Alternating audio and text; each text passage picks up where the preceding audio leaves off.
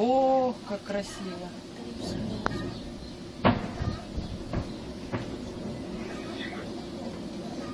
Боже, это мама потом. Класс!